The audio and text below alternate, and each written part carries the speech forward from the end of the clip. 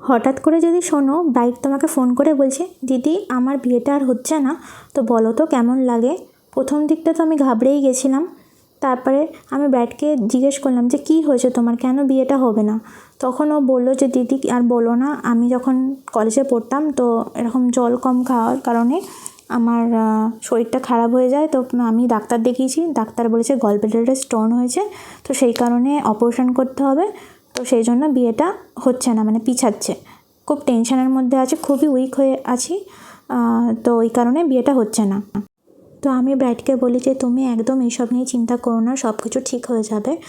আর তুমি একদম মানে রিল্যাক্সে থাকো, একদম স্ট্রেস ফ্রি থাকো, নিজেকে সুস্থ রাখো, খেয়াল রাখো।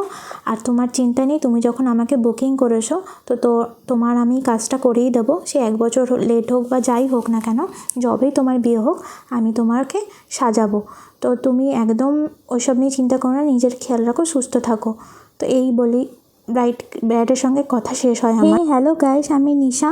চলো তোমাদের সঙ্গে শেয়ার করি এই গরমে কাঠফাটা রোদ্রে কী করে আজ ব্রাইড সাজালাম। দিনটা ছিল 19শে এপ্রিল। সেদিন প্রচণ্ড গরম পড়েছিল।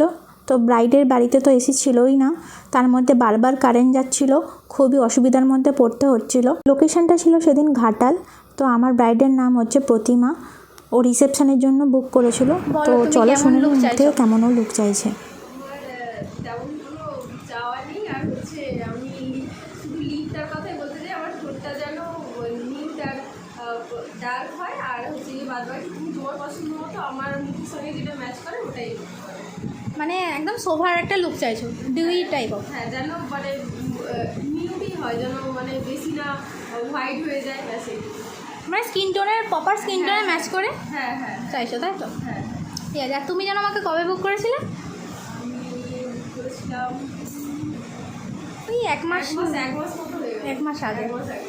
ঠিক আছে, চলো তুমি যেমন লুকটা চাইছো ওরকম সেম লুকটা দিতে পারি নাকি, দিয়ে তোমরা শুনতেই পেলে ও লিপটা ডার্ক চাইছে, কিন্তু মেকআপটা নিউড চাইছে। মানে নিউড মানে স্কিন টোনের, মানে প্রপার স্কিন টোনের মধ্যেই চাইছে। তো একটা কথা বলি, নিউড মেকআপ মানে কিন্তু অনেকের অনেক রকম ধারণা আছে। তো এখানে দেখো ব্রাইড কিন্তু সবার তো অত নলেজ থাকা সম্ভব নয়, তো ওর লিপটা ডার্ক চেয়েছিল।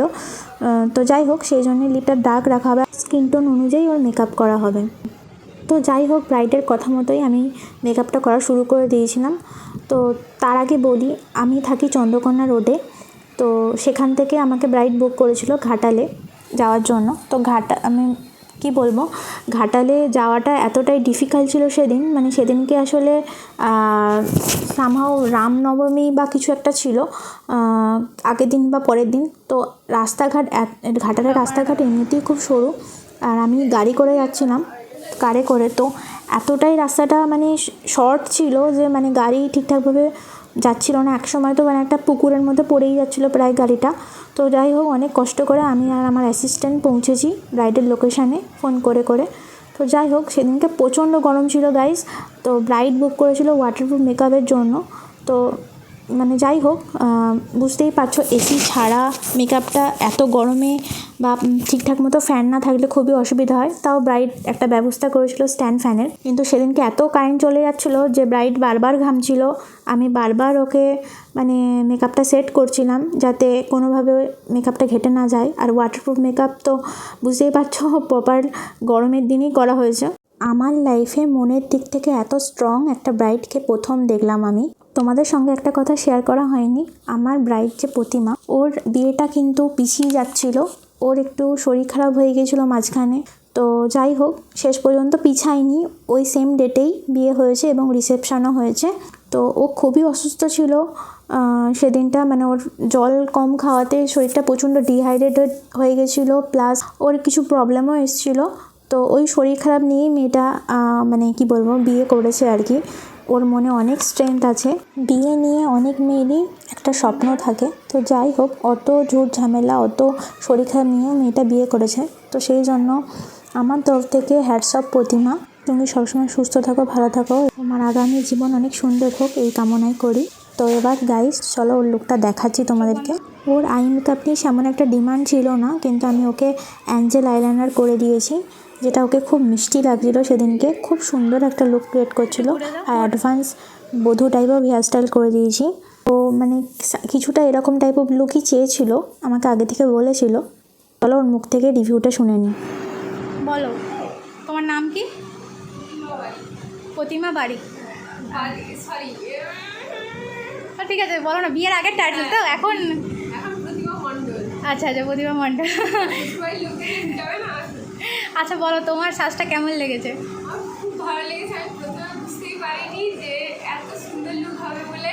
আমার খুব ভালো লাগছে। আর আমি চাই যে এরপরে যেন দিদিকে সবাই 1 মাস আগে থেকে বুক করে রাখে, কারণ দিদির আস্তে আস্তে কিন্তু ডিমান্ড বাড়ছে। আর আমি চাই সবাই যেন দিদির কাছে করুক। আর আজকে লুক আমার খুব ভালো লাগছে, আমার অনেক আনন্দ, তাই আমি কিছু বলতে পারছি না আনন্দে। আচ্ছা প্রতিমা, আজকে তোমার কি কি মেকআপ ছিল? কি আজকে ওয়াটারপ্রুফ মেকআপ ছিল, কিন্তু দিদি মানে কি বলবো, এতটা নিজের ভেবে সব কিছু করে আজকে ওয়াটারপ্রুফ মেকআপ আমার বাজেটের মধ্যে দিদি করে দিয়েছে। আর তারপর হচ্ছে গিয়ে এক্সাইটমেন্টে সব খুলে যাচ্ছে, কি বলবো। তুমি স্যাটিসফাই তো? আমি ভীষণ স্যাটিসফাইড। আর তারপরে একটা কথা বলতে চাই যে পরবর্তীকালে যে যদি কেউ মেকআপ করতে চাও তাহলে দিদির কাছে করিও অবশ্যই, কারণ দিদি সত্যিই মেকআপ খুব ভালো করে। কিন্তু দিদি একটু টাইম নেয়, সেটা ঠিক আছে, কিন্তু খুব ভালো মেকআপ করে। ঠিক আছে, থ্যাংক ইউ। বলবো বলছিলাম, ভুলে গেছি। ঠিক আছে, আর সত্যি অনেক ভালো লাগছে। Thank you Pratima, welcome. এত সুন্দর রিভিউ দেওয়ার জন্য। তো তোমরা দেখতে পেলে ব্রাইডের মুখের রিভিউ। তো তোমাদের যদি এই মেকআপটা ভালো লেগে থাকে তাহলে অবশ্যই তোমরা কমেন্ট করো, লাইক করো ভিডিওটা। আর যারা যারা আমাকে বুক করতে চাইছো নিজের স্পেশাল ডেতে, তো তারা তাড়াতাড়ি বুক করে ফেলো। আমার কন্ট্যাক্ট নাম্বার তো আমার পেজেই আছে, তো চটপট বুক করে নিও, দেরি না করে। তো আমি এখন বাড়ি ফিরছি। Tata guys, love you, take care, bye by.